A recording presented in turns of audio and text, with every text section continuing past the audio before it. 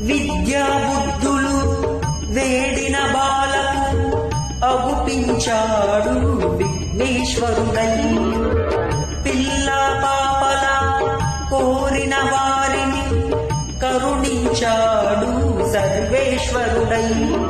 తిరగలి చక్రం తిప్పి వ్యాధిని అరికట్టాడు విష్ణు రూపుడై.